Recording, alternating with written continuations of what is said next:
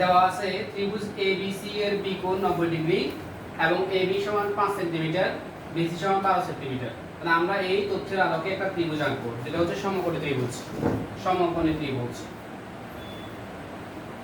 যেখানে বলা হয়েছে বি কোণ 90 ডিগ্রি, এই কোণটা হচ্ছে সমকোণ, তাহলে এই কোণটা হচ্ছে বি কোণ, এটা হচ্ছে 90 ডিগ্রি।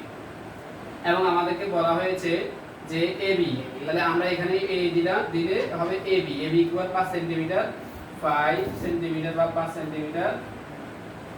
এরপর হচ্ছে আমাদেরকে দেওয়া আছে BC ইকুয়াল 12 সেন্টিমিটার, তাহলে এটা হচ্ছে C বিন্দু, C কোণ। তাহলে আমাদের এই BC হচ্ছে 12 সেন্টিমিটার। এটা আমাদেরকে বের করতে হবে AC এর মান। আমাদেরকে প্রথম প্রশ্নে ক নাম্বার প্রশ্নে দেওয়া আছে AC এর দৈর্ঘ্য নির্ণয় করা, অর্থাৎ AC এর মান। ত্রিভুজ ABC এর অতিভুজটা হচ্ছে AC, অতিভুজের মানটা বের করতে হবে। তাহলে আমরা জানি পিথাগোরাসের সূত্র থেকে, সমকোণী ত্রিভুজ থেকে পিথাগোরাসের সূত্র থেকে পাই AC স্কয়ার মানে অতিভুজ স্কয়ার, অতিভুজ স্কয়ার ইকুয়াল লম্ব স্কয়ার, লম্ব হচ্ছে AB, লম্ব স্কয়ার যোগ ভূমি স্কয়ার, ভূমি হচ্ছে BC স্কয়ার। এখন আমাদের AB স্কয়ারের মান আছে, AB মান আছে 5 তার উপর স্কয়ার, BC মান হচ্ছে 12 তার উপর স্কয়ার। AB 5 স্কয়ার মানে হচ্ছে 25 আর এই 12 স্কয়ার মানে হচ্ছে 144। এই 144 এবং 25 যোগ করলে হয় 169। তাহলে আমরা বা AC ইকুয়াল, এই যে স্কয়ারটা এই পাশে অবকাশে চলে আসলে রুট হয়ে যাবে। তাহলে আমরা এই রুট 169 মানে হচ্ছে 13 স্কয়ার, 13 স্কয়ার মানে হচ্ছে 169। তাহলে স্কয়ার রুটে কাটা যায়, তাহলে সুতরাং AC ইকুয়াল হয় 13 সেন্টিমিটার। যেহেতু আমাদের অপর দুই বাহু যে এককে দেওয়া সেটা সেন্টিমিটার এককে দেওয়া, এই জন্য আমাদের অতিভুজ যেটা পাওয়া যাবে সেটাও সেন্টিমিটার এককে, অর্থাৎ 13 সেন্টিমিটার। আমাদের ক নাম্বারের आंसर হয়ে গেছে। ক নাম্বার হচ্ছে 13 সেন্টিমিটার। এবার হচ্ছে আমাদের খ নাম্বার। খ নাম্বারে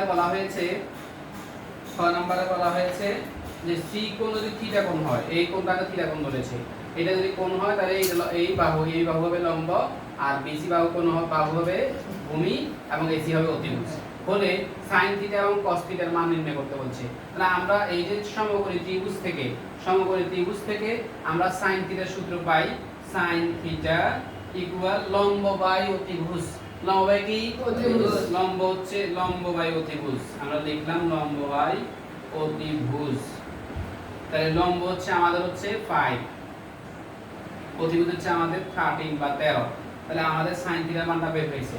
এটা আমরা cos থিটা আমরা একইভাবে আমরা সমকোণী ত্রিভুজ থেকে cos থিটার সূত্র হচ্ছে ভূমি বাই অতিভুজ, ভূমি বাই অতিভুজ। তাহলে ভূমি হচ্ছে আমাদের হচ্ছে 12 আর অতিভুজ হচ্ছে আমাদের 13। তাহলে এখন আমাদেরকে বলছে sin থিটা এবং cos থিটার মান যোগ করলে কত হবে নির্ণয় করতে। তাহলে আমরা প্রদত্ত রাশি হচ্ছে sin থিটা যোগ cos থিটা। sin থিটা হচ্ছে আমাদের 5/13 আর cos থিটা হচ্ছে আমাদের 12/13। এখন দেখেন দুইটা ভগ্নাংশেরই হর একই, তাহলে আমরা হর একই যদি দুটোই লসাগু হবে 13, তাহলে আমরা লব যা আসতা বসে যাবে, লব আছে 5, অর্থাৎ 13 একবার যায়, 13 মধ্যে তারা একবার যায়, এক দিন হবে গুণ করলে 5 একে 5, আর 13 মধ্যে তারা একবার যায়, এক দিন 12 গুণ করলে 12 একে 12। তাইলে উপর হচ্ছে 12 5 17, 12 5 17 আর নিচে হচ্ছে 13। এটাই আমাদের आंसर। অর্থাৎ এই cos থিটা sin থিটা এবং cos থিটার যোগফল হচ্ছে 17/13। এরপর হচ্ছে আমাদের গ নাম্বার। আমরা খ নাম্বার করেছি, এবার হচ্ছে আমাদের গ নাম্বার।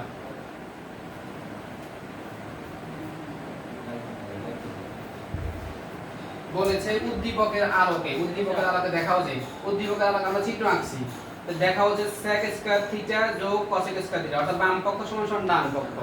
তো আমরা প্রথমে sec স্কয়ার থিটা sec এর মানটা বের করব। আমরা খ হতে পাই, গ নাম্বারের ক্ষেত্রে খ হতে পাই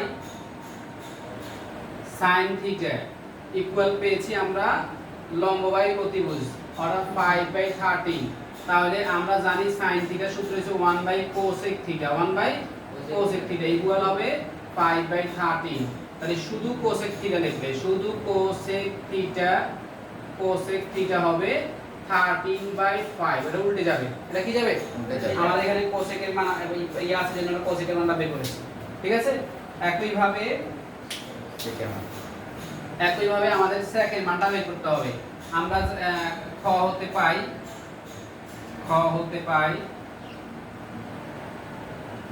পাই cos থিটা। cos থিটা হচ্ছে ভূমি বাই অতিভুজ, ভূমি বাই অতিভুজ, ভূমি হচ্ছে 12, অতিভুজ হচ্ছে 13। এটা হচ্ছে আমাদের cos থিটা। আমরা জানি cos থিটা সূত্র হচ্ছে 1/sec থিটা, 1/sec থিটা হচ্ছে 12/13। বা এখন আমি যদি শুধু sec থিটার মানটা বের করতে চাই তাহলে কি হবে? এটা উল্টে যাবে 13/12। তাহলে আমরা sec থিটা মানও পাইলাম, cosec থিটা মানও পাইলাম।